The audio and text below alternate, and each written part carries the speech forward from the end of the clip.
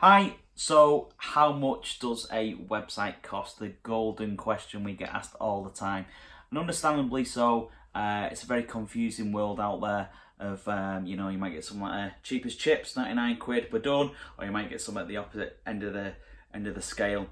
So the way you can sort of portion things up in our mind of how we operate is what type of website it is, and that often dictates the cost. So if we've got, say, a text and imagery site, which we call a brochure site, that's a lot more easier to make than something that's an e-commerce site. So there's a lot more time involved, therefore the budget increases.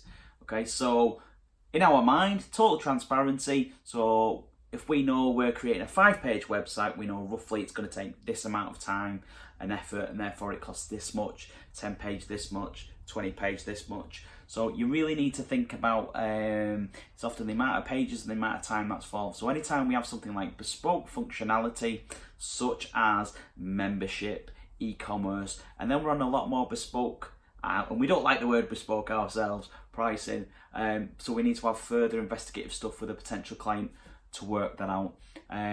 Text and imagery is much more straightforward to price up.